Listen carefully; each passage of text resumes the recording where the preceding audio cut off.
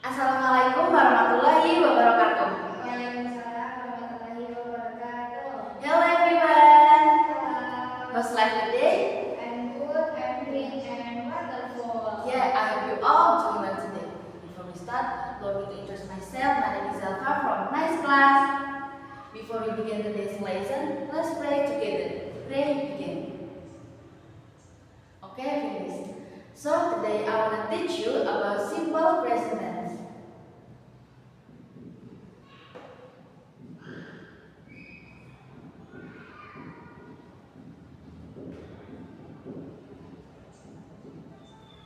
What is simple present tense?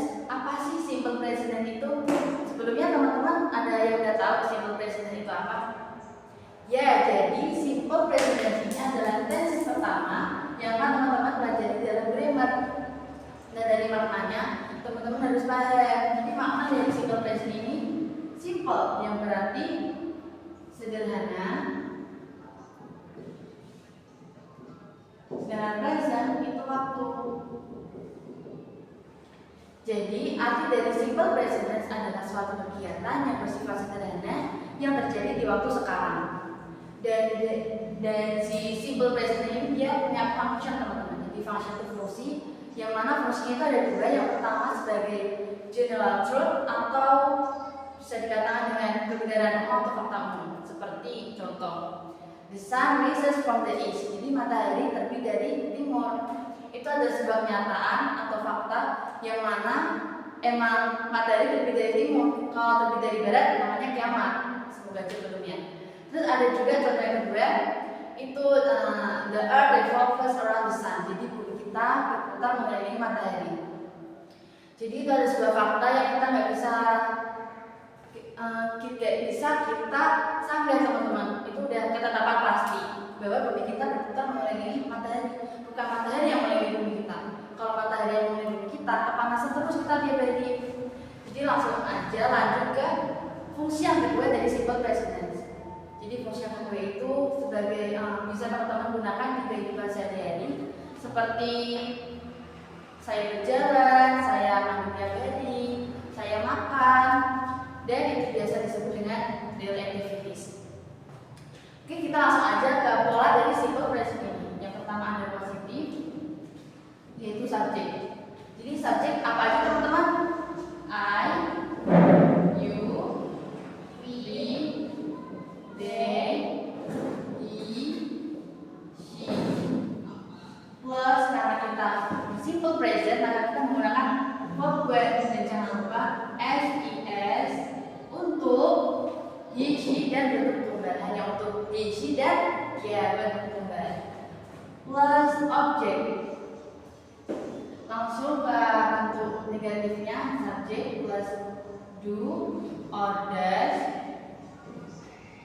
plus not plus verb plus objek. Loh, kok ada dasnya? Iya, jadi simple present ini teman-teman dia punya auxiliary yang namanya do or does. Do untuk I, you, we, they, sedangkan does untuk he, she, dan bentuk tunggal.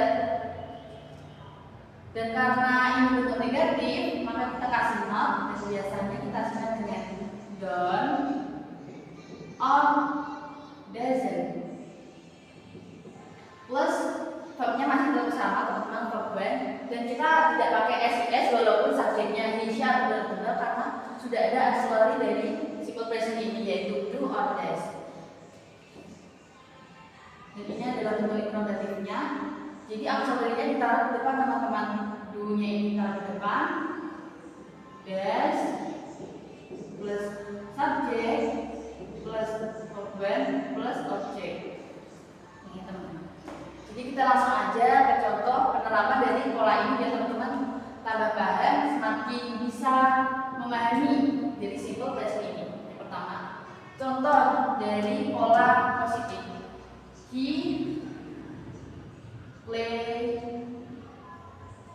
He plays football. Kita beri S di verbnya karena ini adalah he. Karena di verb satunya itu memerlukan S or es. Bentuk negatifnya He doesn't play football. Dan bentuk interrogatifnya, sorry. Does he play football? Apakah dia laki-laki bermain bola? Gitu. Jadi ini adalah penerapan, ada contoh dari pola dari simple present. Jadi, oh ya teman-teman, simple present ini juga punya time signal. Ini saya sudah tulis untuk mempersingkat waktu, yang mana ada always, often, usually, every day, sometimes, dan juga seldom. Yang mana penerapan ini bisa teman-teman pakai di simple present. Contohnya, aku makan seblak tiap hari. I always eat seblak every day. Seperti itu ya teman-teman. Dan ini ada catatan khusus untuk simple present tense. Jadi khusus hanya ada di simple present tense teman-teman. Yang pertama, kata kerja yang berakhiran ss, x, sh, o dan j akan ditambah es apabila menggunakan subjek tunggal. Contoh di sini, Lia goes to school menjadi Lia goes to school.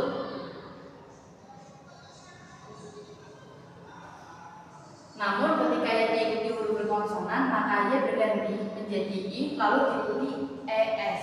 Contohnya, Ria study menjadi Ria studies.